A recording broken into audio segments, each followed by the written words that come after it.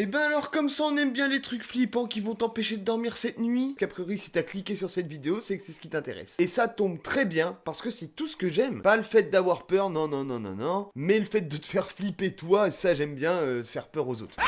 Mais avant d'entrer dans le vif du sujet, avec des histoires creepy as fuck, on va d'abord faire un petit truc ensemble qui est tout simple, parce que si tu ne le fais pas, sache que je vais Invoquer des démons qui vont te suivre jour et nuit, d'accord? Il faudrait que tu t'abonnes à la chaîne YouTube, parce que c'est le plus gros soutien que tu peux m'apporter, en faisant exactement comme cette petite animation que j'ai volée sur Google. Hésite pas à t'abonner, ça fait toujours plaisir, c'est gratuit, et c'est un très gros soutien pour moi. Ensuite, à la fin de la vidéo, si t'as bien aimé, n'hésite pas à laisser un énorme pouce bleu, et à partager la vidéo, et dis-moi dans les commentaires si toi aussi tu crois à ces histoires complètement folles que je viens de te raconter. Que j'ai pas encore raconté, mais je vais te raconter, donc tu mettras ça à la fin, ok? Allez, on lance un petit générique et on passe tout de suite dans les abysses du paranormal, dans quelque chose que tu connais peut-être même pas, mais qui va te faire bien flipper, j'en suis sûr.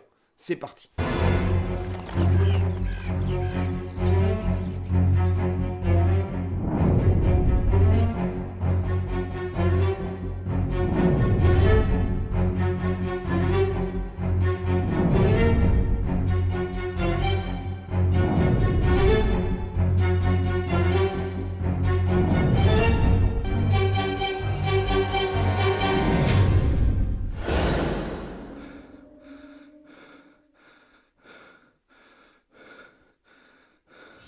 On va parler aujourd'hui des doppelgangers. Alors ça se prononce pas du tout comme ça parce que c'est pas un mot qui est anglais, c'est un mot qui est allemand à la base et ça se prononce comme ça. Doppelgänger. Doppelganger. Doppelgänger. Doppelganger. Je sais pas ce que je dis. J'ai pas fait allemand en LV2, j'étais en espagnol. Ce mot est associé au double maléfique. Mais c'est quoi un double maléfique, Fir? Eh ben je vais tout expliquer et attends, d'abord on va tout prendre dans l'ordre et je remets ma manche. En allemand, doppel veut dire double. Je vais le prononcer à l'anglaise parce que je suis une sombre merde. Ganger, ou plutôt Gänger. veut dire précède. C'est donc le double d'une personne qui nous précède. Pas trop dur à faire l'explication pour le coup, étant donné que les deux mots associés donnent exactement la définition. Et là, fallait pas être con pour comprendre. Ça va rien dire ce que je dis. Fallait pas... Tout le monde comprenait, quoi. Voilà, vous avez compris. Oh là là, même moi, je me perds dans ce que je dis. Moi, déjà, on n'est pas dans la merde, on n'est pas arrivé au bout de la vidéo, hein. Putain, Pour faire plus simple, certains d'entre vous ont peut-être déjà vu le film Us, dont voici un très court extrait qui va m'empêcher d'être démonétisé. Ils sont exactement comme nous. Ils pensent comme nous. Voilà, c'est un film, en gros, dans lequel des doubles des personnages principaux vont venir essayer de les tuer, ou du moins leur faire du mal. Eh bien, nous sommes là-dedans, exactement dans la même thématique et dans le même format. On va parler exactement de ce qui se passe, mais en vrai. Dans la majorité des cas, les doubles maléfiques ne parlent pas, ils n'ont pas de parole, c'est vraiment juste leur corps physique qui est ici. Donc en général, quand vous leur parlez, il n'y a pas de réponse derrière. Et je dis bien en général parce que je vais t'expliquer après, ça peut changer. Et ils sont souvent de manière courbée, comme Julien. Donc du coup, ils sont souvent courbés, comme Julien, et tu vas pas la faire deux fois, espèce de fils de p***.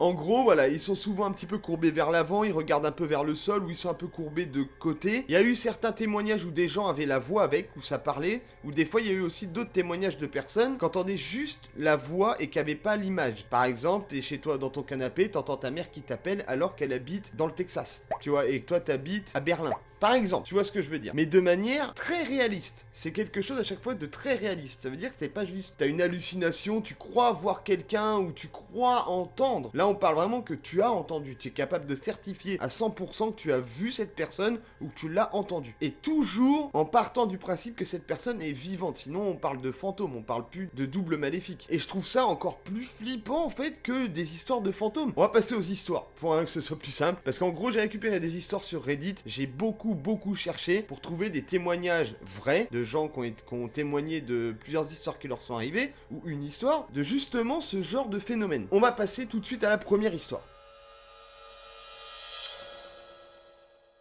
Donc j'ai 2 ou 3 histoires à vous raconter qui sont relativement courtes. Le but de la vidéo, c'était pas de faire un grand thread sur ce genre de phénomène, c'était plus de vous en parler, savoir si ça vous intéressait et si vous connaissiez déjà ou pas l'existence de ces sortes d'apparitions de double de quelqu'un, et il y a des gens qui se voient même eux-mêmes, et là ça devient encore plus bizarre. Donc la première histoire, c'est un homme qui va parler de ce qu'il a vécu. Je vais essayer de vous l'arranger au mieux. Il explique que donc après s'être absenté toute la journée de chez eux avec sa femme, c'est l'heure de rentrer à la maison. Et lorsqu'ils rentrent dans la maison, il y a un premier truc qui va l'interpeller, c'est qu'ils ont un chien, et il est pas à sa place habituelle. D'habitude, quand ils rentrent à la maison, le chien est toujours dans le canapé, et là, il y est pas. Donc ça les interpelle un petit peu, pas dans le sens paranormal, il explique que c'est pas des gens qui croient au paranormal, etc. Mais dans le sens où, le chien est assez âgé, et du coup, il se dit, j'espère qu'il va bien, quoi. Et surtout que d'habitude, quand il rentre, quand il est dans le canapé et qu'il les entend rentrer, il vient les voir et il leur dit bonjour. Sa femme va donc descendre au sous-sol pour essayer de trouver le chien, voir s'il est pas là-bas, et effectivement, elle va le trouver dans le noir complet, enroulé dans une serviette. Donc elle pense tout de suite qu'il est malade, qu'il est pas bien, qu'il a eu un problème, et en fait, dès qu'elle arrive, elle voit qu'il a juste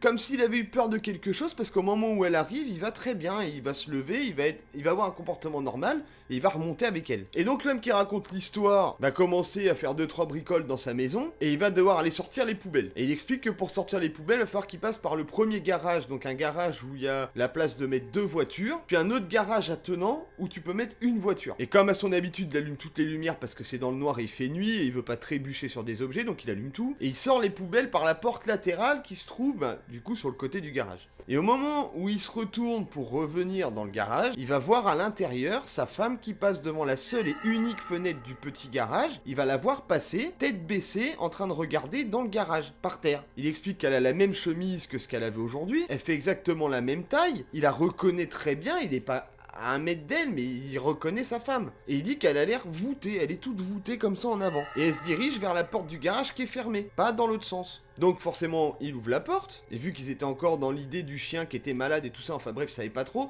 il ouvre la porte et il lui demande qu'est-ce qu'elle fait là. Et au moment où il regarde dans la direction de sa femme où elle s'en allait, il voit qu'il y a strictement personne dans le garage. Il va vérifier alors dans le deuxième garage qui peut contenir 2 voitures qui est un peu plus grand, et bien évidemment il y a personne non plus. Sauf que dans ce petit garage, elle est obligée de repasser par le grand garage pour accéder à la maison, la porte de garage étant fermée, il n'y a pas d'autre issue. Donc si elle était dans le garage, elle n'a pas pu s'envoler. Retourne alors dans la maison, et il constate que sa femme se trouve à l'opposé de la maison, elle est vraiment à l'autre bout. Et il va alors lui expliquer ce qui s'est passé en pensant l'avoir aperçu dans le garage, sa femme va le croire littéralement, et ça va quand même pas les terrifier, mais ça va un peu les stresser, ils vont vraiment se demander un petit peu ce qui s'est passé, sans avoir spécialement de réponse, et il continue de dire que c'est pas un adepte des choses paranormales et tout ça, donc ça l'a vraiment tilté, il s'est dit, je suis sûr à 100% de l'avoir vu, mais c'est pas explicable, moi je l'ai vu, mais elle me dit qu'elle y était pas, donc bref, comment, voilà, il a pas d'explication à ça, et ça fait théoriquement partie de ces histoires de doubles maléfiques qu'on peut retrouver sur internet en termes de témoignages, et j'ai trouvé ça incroyable. Ça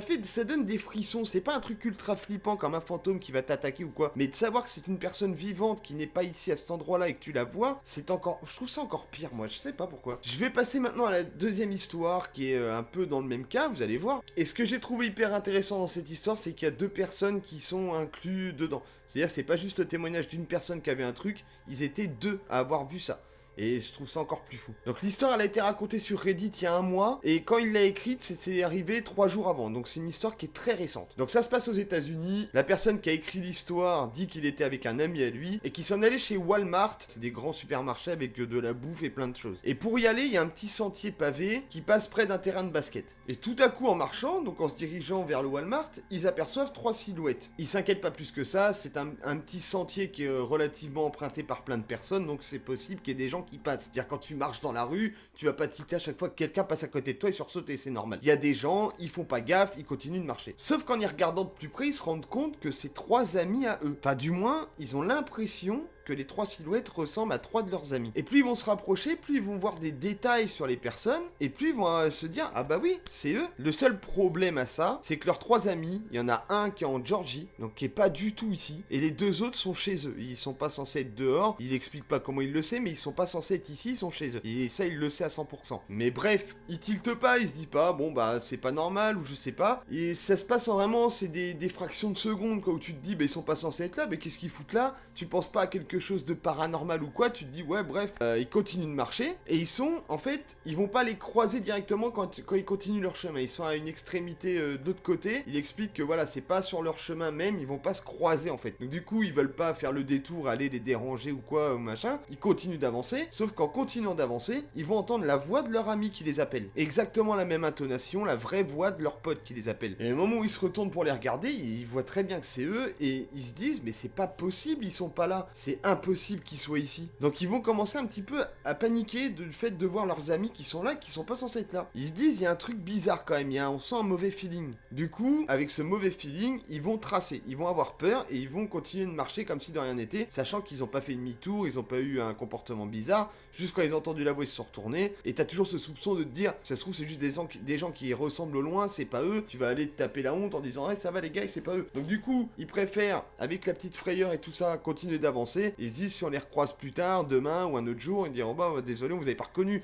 mais bref, ils tracent et ils se disent, voilà, je sais pas, il y a un truc qui va pas, je le sens pas, on y va pas. Sauf qu'en continuant leur chemin pour le Walmart, ils vont revoir leurs 3 mêmes amis dans un parking de supermarché. Il explique que les 3 amis ne les voient pas, mais eux les voient suffisamment bien en étant assez loin pour bien les distinguer et se rendre compte que c'est bel et bien eux. Et là, ils en sont sûrs à 100%. Du coup, ils vont essayer discrètement de s'approcher plus ou moins pour distinguer carrément les traits de visage, pour voir, confirmer à 100% que c'est eux. Et dans ce cas-là, enlever toutes les peurs et aller les voir et puis leur expliquer ce qu'ils foutent ici. Sauf que plus ils essaient de s'approcher et de les regarder, et plus se rendre compte qu'ils sont bizarres. Dont leur ami le plus jeune, qui se tient de manière complètement tordue, un peu bizarre, et il explique qu'au moment où il va se tourner vers eux, il a pas de visage. Il explique, c'est pas qu'il a pas de visage, c'est comme s'il avait pas de trait de visage, pas d'expression, pas de... ce qui fait notre personnalité, vous voyez ce que je veux dire, tout ça, et y a pas, c'est limite un peu flou, il est relativement loin pour pas non plus distinguer le grain de beauté qu'il a sur la joue, au loin on n'a pas ce trait de visage humain, et ça le fait hyper flipper, sur le moment là ils sont terrifiés, vraiment ils comprennent pas, trop de choses à assimiler, ils se disent mais merde, déjà pourquoi il est tout tordu, pourquoi il a pas de trait de visage précis pour qu'on puisse le distinguer. Les 2 autres amis se retournent également, ils distinguent aussi ce qui semble être leur visage, mais ils disent que c'est eux, mais c'est pas eux. Ils ont le visage tout déformé, un peu de manière comme ça. Non, pas comme ça, mais ils ont le visage tout déformé, tout bizarre, ils arrivent pas vraiment à comprendre pourquoi. Il y a quelque chose qui va pas sur eux. C'est eux, ils le savent, mais c'est... Vous comprenez ce que je veux dire? Et ils réalisent que leurs 3 amis sont en train de marcher exactement dans la même direction et dans le même style de marche, etc. Et surtout dans le même chemin qu'ils ont emprunté il y a quelques mois en arrière avec eux. Sauf que eux, ils sont pas là-bas. Je veux dire, vous voyez ce que j'essaie d'expliquer ou pas?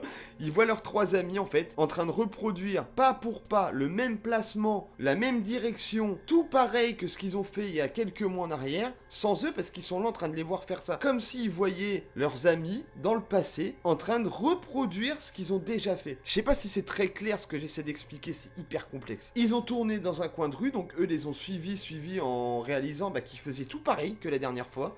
Tout était ressemblant, et au moment de tourner à ce coin de rue, ils vont se dépêcher un petit peu pour se rapprocher. Arrivés au coin de la rue, ils voient plus personne. Ils ont entièrement disparu. Ils en ont parlé à une de leurs amies, et elle, ce qui l'a le plus choqué, c'était le fait qu'ils empruntent ce chemin précis. Parce que, pour une raison que je n'ai pas pour l'instant, ce chemin était prédit à quelque chose. Vraiment, tu pouvais pas aller là-bas pour rien, et c'est ce qui la choque le plus. Ça s'arrête ici pour les 3 amis qu'ils ont vus ce jour-là, mais 3 jours plus tard, le jour même où il va écrire ce subreddit, il explique qu'il sortait les poubelles un tout petit peu avant d'écrire ça, parce que c'est ce qui lui a donné envie de l'écrire. Il sortait les poubelles devant chez lui. Au moment où il sort les poubelles dans la rue, il entend une petite voix similaire à un de ses amis, et il explique que la voix était un peu déformée, mais il reconnaissait très bien que c'était la voix de son ami. Et quand il s'est retourné, il a vu les 3 mêmes silhouettes de ses amis, entourées un peu d'une sorte d'ombre sombre, et du coup il est vite rentré chez lui, il a flippé parce qu'il savait très bien qu'il les avait déjà vus, qu'ils avaient disparu et que c'était pas normal. Donc il a pas cherché plus loin, là il est rentré, il a flippé, d'accord? Et à la fin de son subreddit, là où ça fait tilter, dans le sens où je me dis, c'est complètement vrai ce qu'il raconte, c'est que le mec dit, voilà, je veux pas savoir si c'est vrai, si c'est faux, je veux pas donner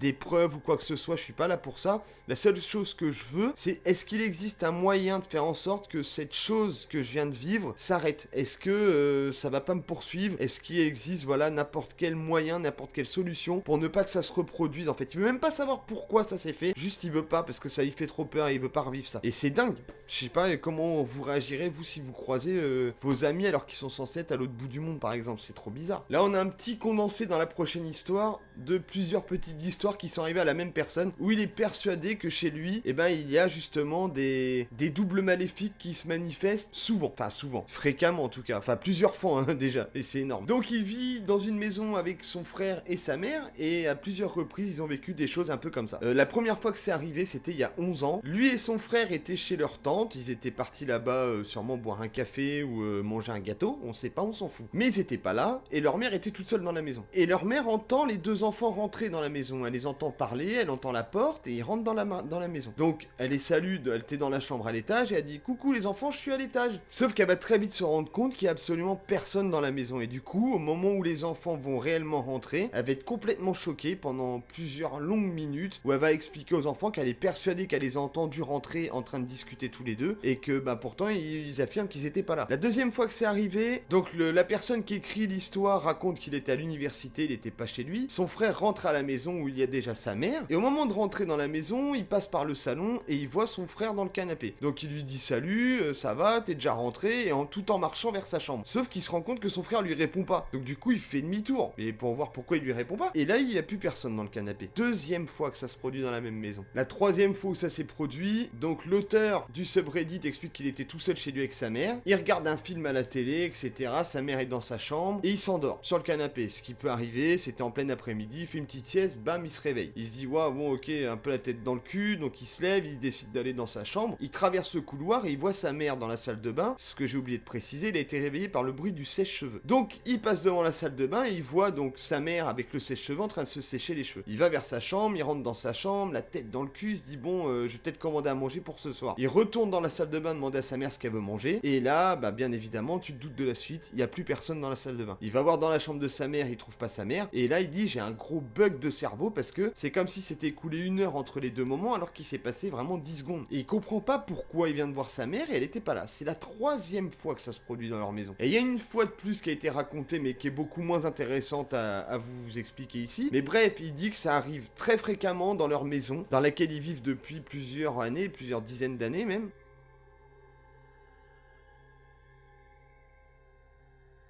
J'avais également une dernière histoire à vous raconter que je la retrouve pas, donc elle va peut-être être un petit peu déformée, mais la globalité de l'histoire sera là. C'était aussi l'auteur d'un subreddit qui expliquait ce qui lui était arrivé. Donc en gros, il était chez lui, il vivait donc chez ses parents, et ce jour-là, il était uniquement avec son père. Son père lui dit qu'il va aller faire des courses, donc bref, il s'inquiète pas plus que ça, il dit oui, ok papa, et il décide d'aller à la douche. Vraiment, on va dire 30 secondes avant le départ de son père. Il part dans la salle de bain, il commence à se doucher, etc. Et il explique que sa douche est relativement rapide, il va très vite parce que c'est pas quelqu'un qui met 2 heures sous la douche. Il sort de la douche et en fait la porte de la salle de bain mène sur un long couloir où on peut apercevoir l'entrée, etc. Et dans le couloir, et rien que de le raconter, j'ai des frissons de fou, il aperçoit son père en train de marcher vers lui, tête baissée, en train de regarder le sol tout recroquevillé, et il explique qu'il marche sur la pointe des pieds avec un petit sourire. Et il sait pas pourquoi il fait ça, il pense que son père est revenu des courses et qu'il veut lui faire une blague pour lui faire peur dans la salle de bain. Donc du coup, il lui parle, mais il se rend compte que son père ne réagit pas et il voit qu'il y a un truc bizarre et du coup il va se renfermer dans la salle de bain, enfin il va fermer la porte en se disant mais si tu veux me faire peur viens me chercher quoi. Mais d'un côté il flippe, il se dit mais mon père est bizarre, il est jamais comme ça d'habitude. Et quand il rouvre la porte pour lui dire d'arrêter, il y a plus personne, son père n'est plus là et il va rentrer bien évidemment quelques minutes plus tard, il va lui demander pourquoi il a fait ça et son père va lui dire mais j'ai jamais fait ça, j'étais pas là, je reviens tout juste des courses en fait. Et ça l'a traumatisé, il explique pendant plusieurs mois où vraiment il osait plus être tout seul chez lui parce qu'il avait peur de revoir cette image de son père hyper maléfique, où là vraiment vous avez je sais pas moi, je trouve ça mais vraiment plus flippant que les fantômes quoi. Où vraiment il a l'image de son père tout bizarre en train de marcher sur la pointe des pieds, tête baissée, recroquevillé, en train de rigoler et qui dit pas un mot, c'est horrible, mais vraiment c'est pire que de voir un fantôme quoi. Il y a un fantôme, on sait tous ce que c'est un fantôme, mais un double maléfique, qu'est-ce que c'est que cette... On est où là? Bref, je vous ai raconté toutes les petites histoires que j'avais à vous raconter à propos des doubles maléfiques et tout ça. J'ai trouvé ça incroyable, je suis tombé là-dessus à force de faire des recherches et tout ça pour faire des vidéos et j'ai trouvé ça incroyable. Dans la culture germanique, il est expliqué que par exemple lorsqu'on croise un double maléfique de quelqu'un, ça veut potentiellement annoncer sa future mort imminente. C'était pas rigolo, mais pourquoi je rigole, j'en sais rien. Mais en gros, si vous voyez, alors ça c'est la légende qui raconte ça, si vous voyez le double de quelqu'un qui n'est pas censé être ici à ce moment-là, ça veut potentiellement dire qu'il va bientôt mourir. Pas très joyeux quand même. Faut savoir qu'il y a beaucoup de célébrités également qui ont déjà témoigné sur le fait d'avoir croisé des doubles maléfiques et même des gens qui se sont vus eux-mêmes. C'est comme si là j'étais ici et ici en même temps. Ce serait quand même... Ah en gros, Abraham Lincoln... Abraham Lincoln se serait vu lui-même en version très très pâle et complètement flouté dans un miroir. Et ça, ce sera arrivé juste avant qu'il meure. Donc voilà encore quelque chose qui ramène à l'histoire de base de ces doubles maléfiques. J'espère en tout cas que vous en avez appris un peu plus sur le Doppelgänger. Doppelgänger. Doppelgänger. Doppelgänger. Je suis nul en allemand, je sais même pas si elle le dit bien. J'espère que vous en avez appris un peu plus en tout cas sur les doubles maléfiques et que ça vous empêchera pas de dormir cette nuit. Mais en fait, au fond de moi, j'ai envie que ça vous empêche de dormir parce que j'adore faire peur aux gens, parce que je suis un putain d'enfoiré, d'accord? Mais bref, si vous connaissez pas ces histoires de doubles maléfiques, je suis ravi de vous l'apprendre. Si vous connaissiez déjà et que vous avez des choses à rajouter sur ces histoires-là, ça se passe dans les commentaires. En attendant, j'espère que ça vous a plu. N'hésitez pas à vous abonner, comme j'ai déjà dit au début, un petit pouce bleu, un partage de vidéos sur tous vos réseaux. Merci beaucoup, à très bientôt. Ciao!